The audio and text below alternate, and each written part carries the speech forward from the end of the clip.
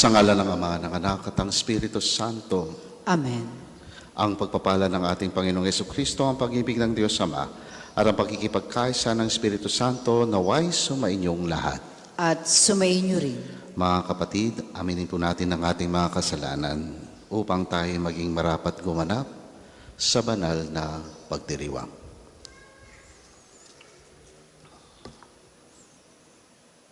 Inaamin ko sa makapangyarihang Diyos at sa inyo mga kapatid na lubha akong nagkasala sa isip, sa salita, sa gawa at sa aking pagkukulang.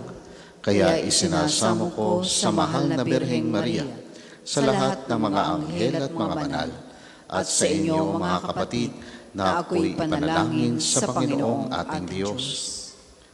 Kawan tayo ng makapangyarihang Diyos, patawarin tayo sa ating mga kasalanan at patnubayan tayo sa buhay na walang hanggan.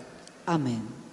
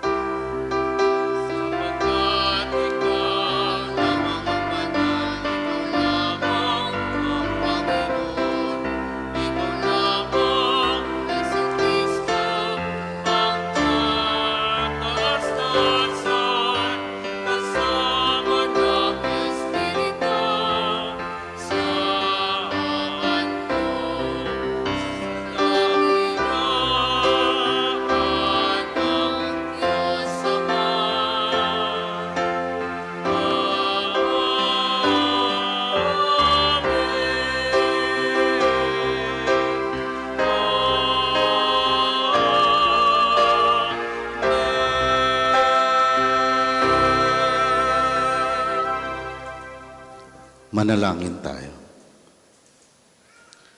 Ama namin makapangyarihan, gawin mong matibay ang aming pananampalataya na nag-uugnay kay Apostol San Bartolome sa buklod ng hindi magdarayang pakikipag-ugnayan ng apostol na ito sa iyong anak bilang tugon sa kanyang pagdalangin. Ang sambayanan mo naway maging pananda ng iyong pagliligtas sa lahat ng bansa sa pamamagitan ni Jesucristo kasama ng Espiritu Santo magpas sa walang hanggan. Amen.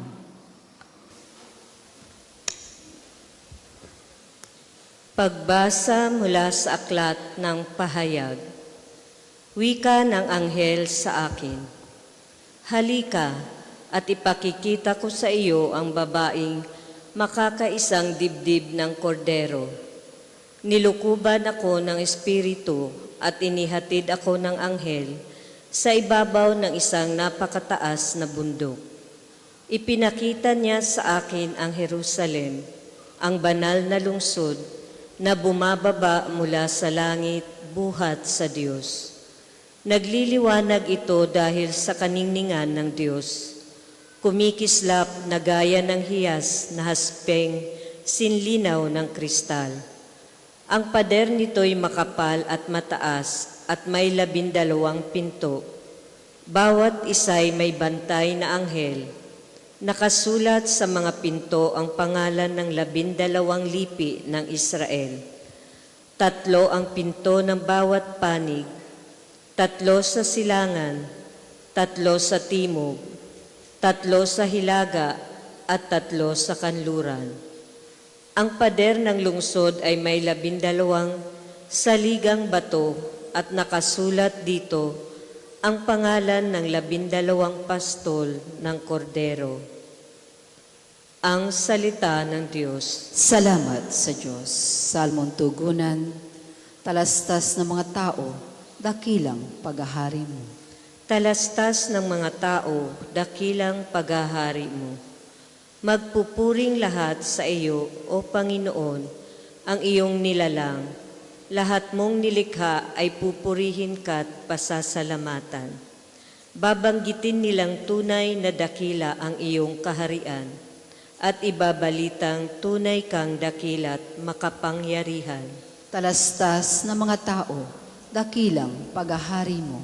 Dakila mong gaway upang matalastas ng lahat ng tao. Mababatid nila ang kadakilaan ng paghahari mo. Ang paghahari mo'y sadyang walang hanggan, hindi magbabago. Talastas ng mga tao, dakilang paghahari mo.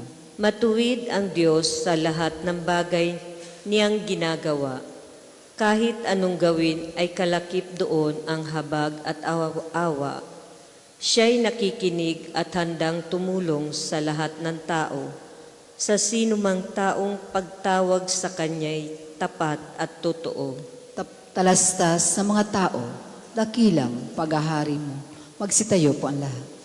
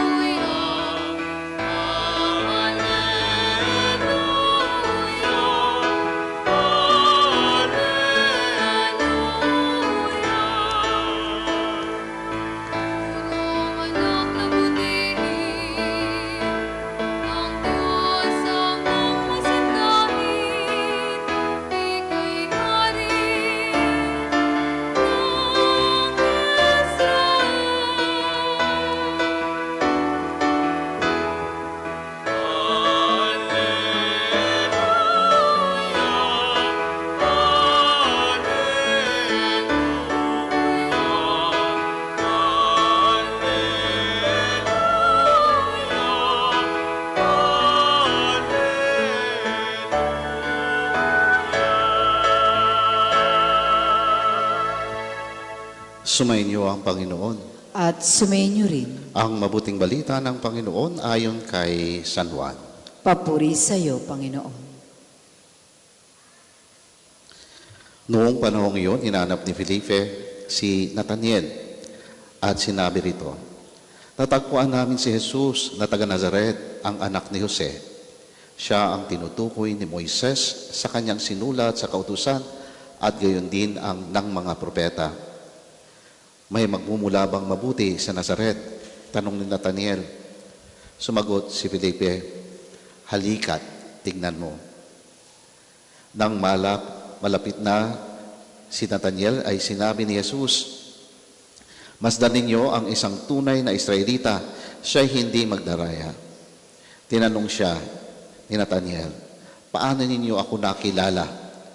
Sumagot si Jesus, bago ka patawagin Felipe, nakita na kita nang ikaw ay nasa ilalim ng puno ng igos. Rabay, kayo po ang anak ng Diyos. Kayo ang hari ng Israel, wika ni Nathaniel. Sinabi ni Jesus, nananampalataya ka ba dahil sa sinabi ko sa iyong nakita kita sa ilalim ng puno ng igos? Makakakita ka ng mga bagay na higit kaysa rito. At sinabi niya sa lahat, tandaan ninyo, makikita ninyong bukas ang langit at ang mga anghel ng Diyos ay manhik manaog sa kinaroroonan ng anak ng tao. Mga kapatid, ang mabuting balita ng Panginoon. Pinupuri ka namin, Panginoong Heso Kristo. Magandang umaga po sa ating lahat. Maganda umaga po, Padre. Welcome po sa pandaigdigang dambana ni Santo Padre Pio. Ngayong araw din po ay ating pinagdiriwang ang kapistahan ng si Apostol San Bartolome. Mga kapatid, sa ating ebanghelyong ating napakinggan, ito ay nag-iiwan sa atin ng mga aral na direktang tumutugon sa buhay natin sa pangkasalukuyan. Una sa lahat, pinapaalala sa atin na ang ating Diyos ay hindi tumitingin sa panlabas na anyo.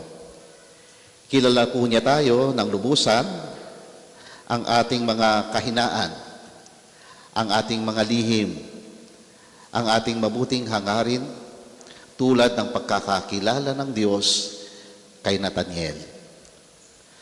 Sa panahon po natin ngayon, kung minsan madalas tayong hinuhusgahan base kung saan tayo galing, anong ating katayuan sa buhay, kung ano ang mga nakikita sa social media, kung minsan pa nga tinitimbang ang ating pagkatao sa pamamagitan ng ating trabaho. May magtatanong sa atin, akala natin yung maayos na tanong lamang, anong trabaho mo?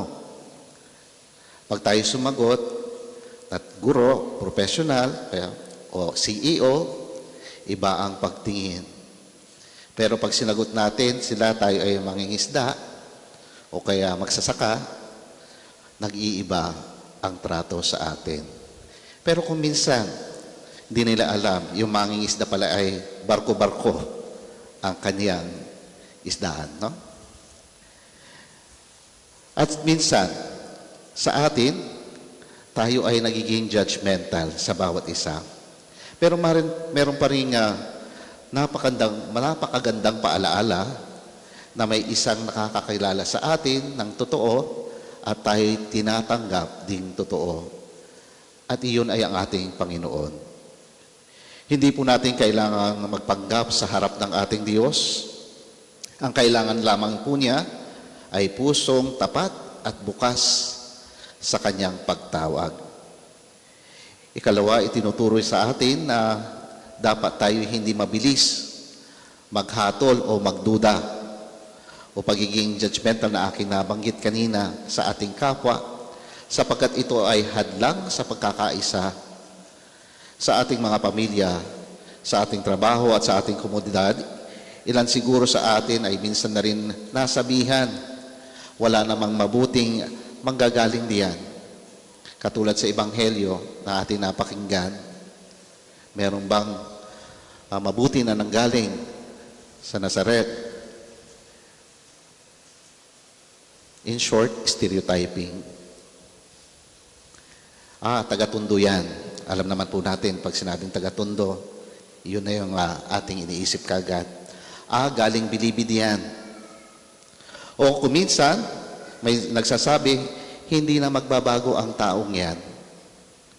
Ang mga ganito pong pananaw ang siyang pumipigil sa atin na magkaroon ng pag-asang umunlad at ang pagkakaroon ng pagtitiwala sa isa't isa. Imbis po na magtulungan, magmalasakitan, naghihilaan pa, pababa. Ang hamon sa atin ngayon ay huwag magpasakop sa mga ganito pong pananaw. Sa halip na husgahan agad ang ating kapwa ay kilalanin, kilatisin, at bigyan ng pagkakataon. Sapagkat alam ko, sa bawat isa sa atin ay minsan nang nagkamali. Minsan na tayong humihingi ng isang chance at binigyan ng grasya ng Diyos ng oportunidad upang magbago. Hayaan natin ang grasyang iyon ang magbigay din sa atin ng pagkakataon o magbigay ng pagkakataon sa ating kapwa. Ang pagbabago sa ating lipunan ay nagsisimula kapag tayo ay tumigil sa mabilisang pagmuhusga at sa halip ay tayo unti-unting magsimulang magtiwala. Ikatlo, pinapakita sa atin na ang pananampalataya ay hindi nangangailangan na intindihin muna ang lahat bago sumunod kung tayo tunay na mananampalataya. Nangyayari lamang ito kung may buong-buong pagtitiwala, lalo na kung ito'y galing sa Diyos. Marami sa atin ngayon ang naghihintay na maging malinaw muna ang lahat bago tayo magtiwala. Sigurista po tayo. Kahit sa Diyos kung minsan, nagiging sigurista rin tayo. Tutulong ako sa taong ito kung merong kapalit na grasya mula sa iyo. Kung minsan, ginagawa pa nating parang isang paghahagil, no? Sa Diyos. Nakikipag-compromise tayo. Magbabagong buhay ako ngayon, mula ngayon, basta pumasa lang ako sa exam. Basta yumaman na kami. Basta gumaling lang ako. Pero ito ba ay nararapat sa Diyos? Kung ganun ang ating pananaw, mas siguradong magkakaroon tayo ng depresyon. Mas siguradong mapapalayo tayo sa Diyos. Pero, ang sabi ng ating Panginoon, hanapin muna natin siya at ang lahat ay ibibigay niya sa atin, sa kanyang ngalan, sa ngalan ng pagmamahal. Siguradong may kinabukasan tayo sa ating Panginoon. Ngunit ang paanyaya ay laging pareho, katulad ng paanyaya sa ating Ebanghelyo. Kailangan muna, katulad ng sinabi ni Felipe, halika at tingnan mo muna. Kung hindi ka naniniwala, tingnan mo muna. Iyon ang sinabi. Tayo dapat ay sumunod muna sa kautusan ng Diyos, sa kalooban ng Diyos, magtiwala muna, at doon natin unti-unting mauunawaan ang lahat ng bagay. Oo, naghihirap tayo ngayon, pero ipapakita ng Diyos sa atin na pwede palang umunlad at maging mas malakas dahil sa mga struggles na ating nararamdaman o nararanasan. Baka tinuturuan pa tayong mas maging mabuting magmahal. At sa pagsunod sa Diyos o sa kalooban ng Diyos, ay siguradong parating panalo. Sa panahon din po natin, ay puno ng kawalan ng katayakan, ito po ang magiging source ng ating lakas. Hindi ang pagkakaroon kaagad ng kasagutan, kundi ang kaalaman na ang Diyos na lumikha sa ating lahat ay hindi tayo ipapahamak. Ikaapat, tinatawag tayong maging tapat sa ating pakikipagkapwa. Kapag tayo ay tapat, kapag tayo ay totoo sa ating salita at gawa, nagiging daan din tayo upang ang iba ay magtiwala rin sa Diyos. Katulad ng pagpunta natin dito, marami na po ang gumagaling. At ito'y nagsisilbing pag-asa sa iba. Na pag sila ay pumunta at nagtiwala sa Diyos sa pamamagitan ni Santo Padre Pio, mayroong kagalingan, mayroong kapayapaan. Hindi natin kailangan maging mataas o maging leader o maging pare sa simbahan para magawa ang mga ito sa ating tahanan, sa ating trabaho o sa ating mga kaibigan. Sa kanila natin pwedeng isabuhay ang katapatan na hinahanap ng Diyos. At sa huli, tandaan po natin na ang pangako ng Diyos ay para sa lahat. Kapag nananatili tayo sa Kanya, sa pamamagitan ng pananampalataya, pagmamahal at katapatan, magiging bukas ang daan ng pagpapala. Hindi lamang para sa ating sarili, kundi pati na rin sa ating buong komunidad. Damay-damay na. Iyon ang napakagandang paraan pag sinasabi nating damay-damay na. Ang idamay ang iba para makatanggap ng grasya ng Diyos. At ito'y nag-iiwan sa atin ng misyon na maging matapat, maging totoo, at magdala ng ibang papalapit sa ating Panginoon.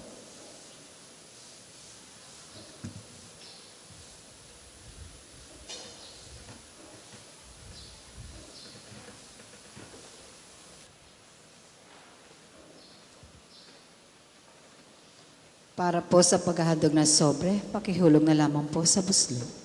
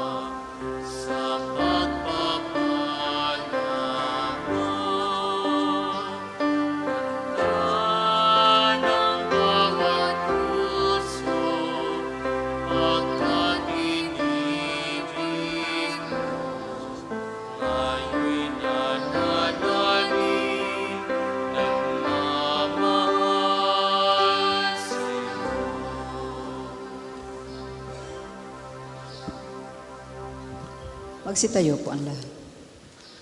Manalangin kayo mga kapatid upang paghahain natin ay kalugdan ng Diyos amang makapangyarihan. Tanggapin nawa ng Panginoon itong paghahain sa iyong mga kamay, sa kaprihan niya at karangalan, sa ating kapakinabangan at sa buong sambayanan niyang banal.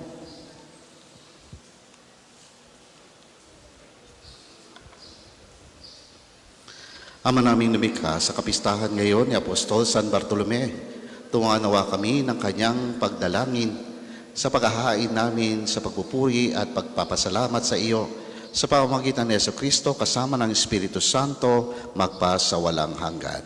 Amen. Sumainyo ang Panginoon. At sumayin niyo rin. Itaas sa Diyos ang iyong puso at diwa. Tinaas na namin sa Panginoon. Pasalamatan natin ang Panginoong ating Diyos. Marapat na siya ay pasalamatan. Ama naming makapangyarihan, tunay ngang marapat na ikaw ay aming pasalamatan. Ikaw ang pastor na laging pumapatnubay sa mga kabilang na nililingap mong kawan. Ito ang ginanap na pananagutan ng giliw mong anak at pastol ng tanan. Ang mga apostol ay kanyang mga katuwang sa pagiging pastol na patnubay sa sambayanan. Kaya kaisa ng mga anghel na nagsisiawit ng papuri sa iyo, nang walang humpay sa kalangitan, kami nagbubunyi sa iyong kadakilaan.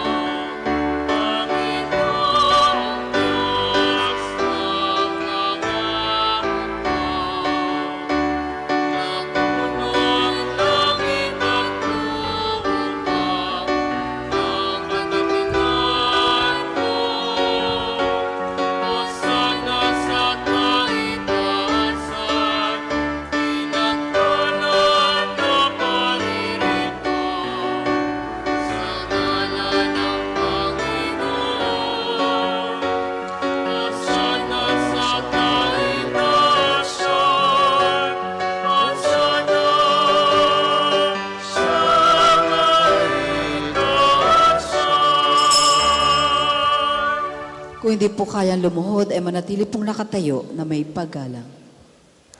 Ama naming banal, ikaw ang bukal ng tanang kabanalan.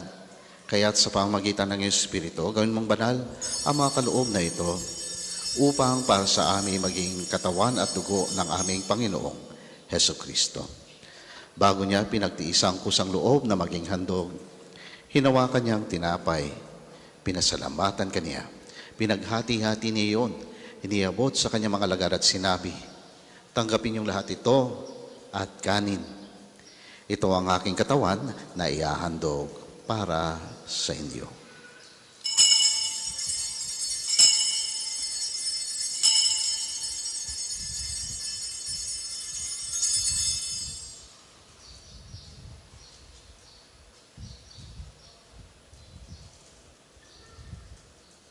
Gayon din naman, nung matapos ang hapunan, hinawakan niya ang kalis. Muli kanyang pinasalamatan.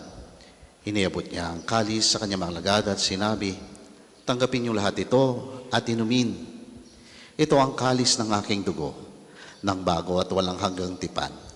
Ang aking dugo na ibubuhos para sa inyo at para sa lahat sa ikapagpapatawad ng mga kasalanan.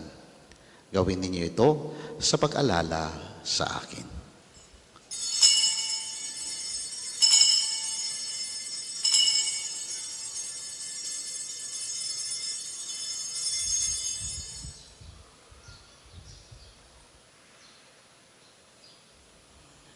Ipagmunyi natin ang misteryo ng pananampalataya. Si Kristo'y namatay, si Kristo'y nabuhay, si Kristo'y babalik sa wakas ng panahon. Ama, ginagawa namin ngayon ang pag-alala sa pagkamatay at muling pagkabuhay ng iyong anak. Kaya tinaalay namin sa iyo ang tinapay na nagbibigay buhay at ang kalis na nagkakaloob ng kaligtasan. Kami nagpapasalamat dahil kami iyong minarapat na tumayo sa harap mo para maglingkod sa iyo. Isinasamo namin kami magsasalo-salo sa katawan at dugo ni Kristo ay mabuklod sa pagkakaisa sa pamamagitan ng Espiritu Santo. Ama, lingapin mong iyong simbahang laganap sa buong daigdig. Puspusin mo kami sa pag-ibig kaisa ni Leon na aming Papa at ni Gilbert na aming Obispo at ang Tanang Kaparian. Alalahanin mo rin mga kapatid naming nahimlay na may pag-asang sila'y muling mabubuhay. Gayon din ang lahat ng mga pumanaw. Kawaan mo sila at patuloyin sa iyong kaliwanagan. Kawaan mo at pagindapatin kami lahat na makasalo sa iyong buhay na walang wakas. Kaisa ng mahal na Birheng Maria na Ina ng Diyos, ni San Jose na kanyang kalinis-ninisang esposo, kaisa ng mga apostol at ang lahat ng mga banal na namuhay dito sa daigdig ng kalugod-lugod sa iyo, may pagdiwang nawa namin ang pagpupuri sa ikararangal mo sa pamamagitan ng iyong anak na aming Panginoong Heso Kristo. Sa pamamagitan ni Kristo, kasama niya at sa Kanya, ang lahat ng parangal at papuri ay sa iyo, Diyos Amang makapangyarihan, kasama ng Espiritu Santo, magpa sa walang hanggan.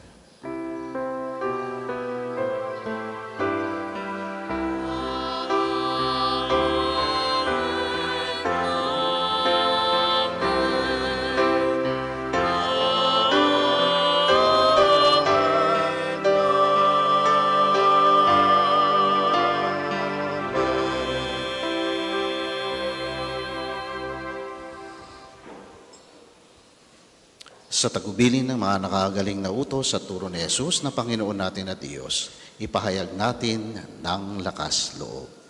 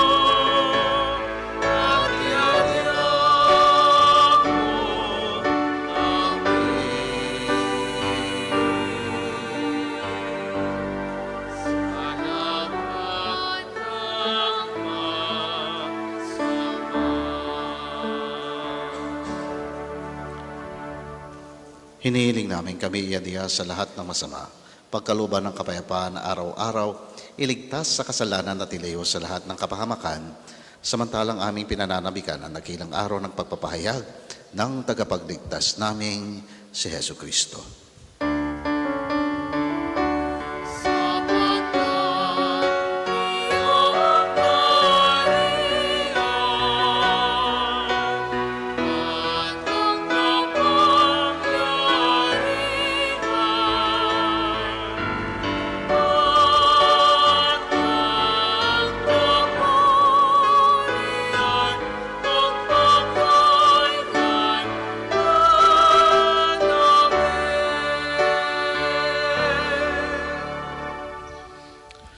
Panginoong Hesukristo, sinabi mo sa iyong mga apostol, kapayapaan ang iniiwan ko sa inyo, ang aking kapayapaan ang ibinibigay ko sa inyo. Tunghayan mo ang aming pananampalataya at huwag ang aming mga pagkakasala. Pagkaluban mo kami ng kapayapaan at pagkakaisa ayon sa iyong kalooban, kasama ng Espiritu Santo magpa sa walang hanggan. Amen. Ang kapayapaan ng Panginoon ay laging sumainyo. At sumayin niyo rin. Ngayon magbigayan tayo ng kapayapaan sa isa't isa. Peace be with you. Kordero ng Diyos, nag-aalis ng mga kasalanan ng sanlibutan, maawa ka sa amin. Kordero ng Diyos, nag-aalis ng mga kasalanan ng sanlibutan, maawa ka sa amin. Kordero ng Diyos, nag-aalis ng mga kasalanan ng sanlibutan, pagkaloob mo sa amin ang kapayapaan. Kung di po kayang lumuhod, manatili pong nakatayo na may paggalang.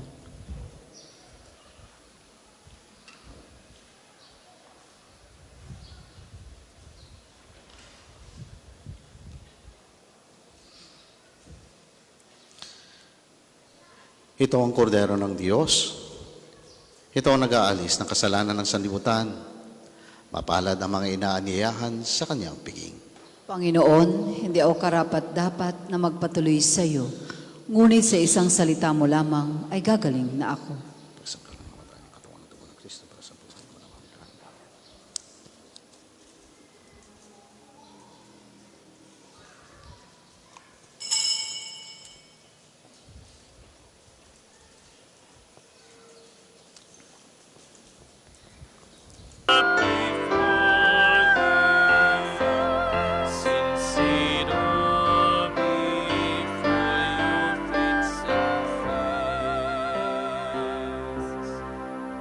Tayo po ay magsitayo.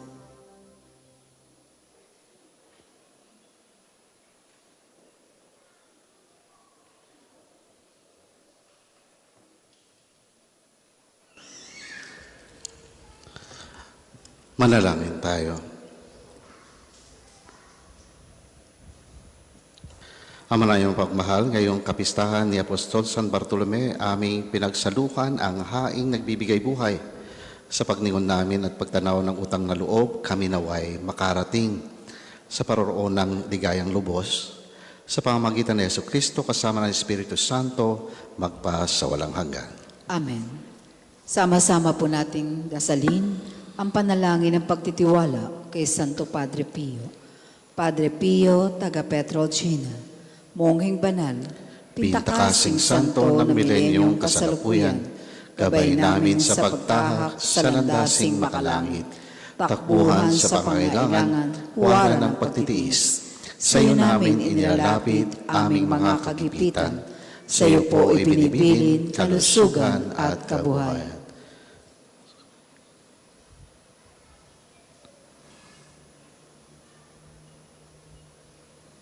Di man karapat-dapat, kami po ay pagbigyan, bendisyonan at basbasan, maging ganap sa buhay. Lumayo nawa kami, umiwas sa kasalanan. Lumapit lagi sa Diyos, maging matatag at matibay. Sa mabuting balita ng pagliligtas, turuan mo kami nawa.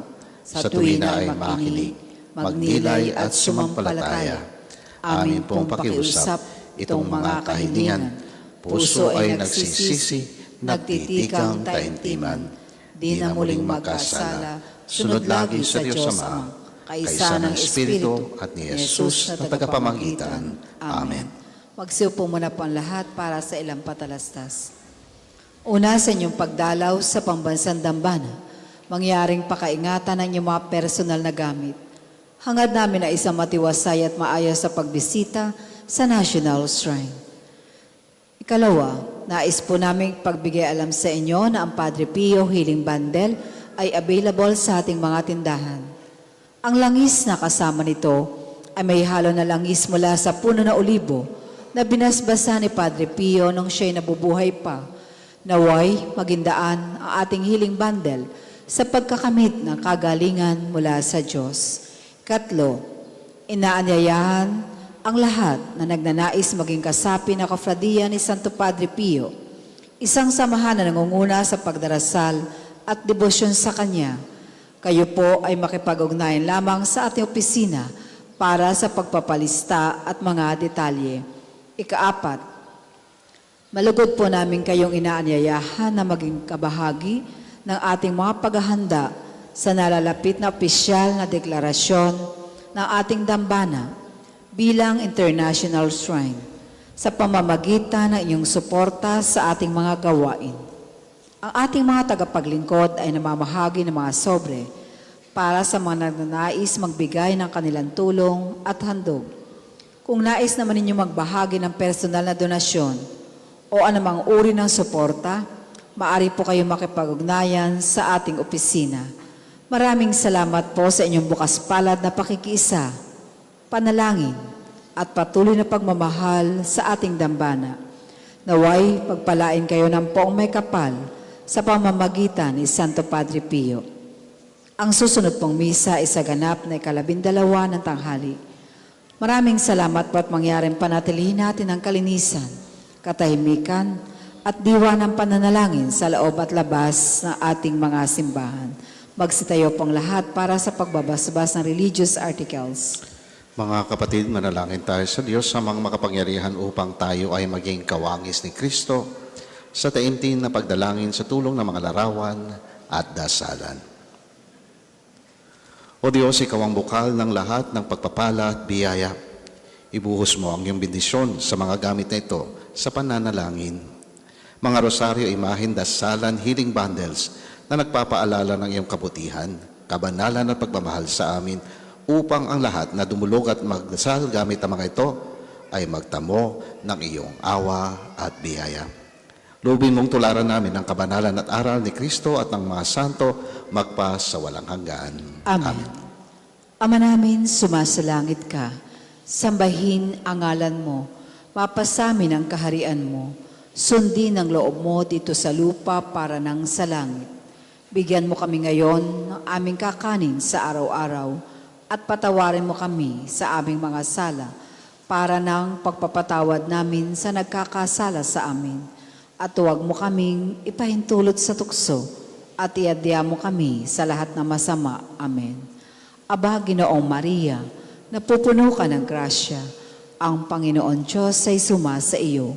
Bukod kang pinagpala sa babaeng lahat at pinagpala naman ang iyong anak na si Jesus. Santa Maria, Ina ng Diyos, panalangin mo kaming makasalanan, ngayon at kung kami mamamatay. Amen. Papuri sa Ama, sa Anak at sa Espiritu Santo, kapara noong una, ngayon at pagpasawalang hanggan. Amen. Papuri sa Ama, sa Anak at sa Espiritu Santo, kapara noong una, ngayon at magpasawalang hanggan. Amen. Papuri sa Ama, sa Anak at sa Espiritu Santo, kapara noong unang-una, ngayon at magpasawalang hanggan. Amen.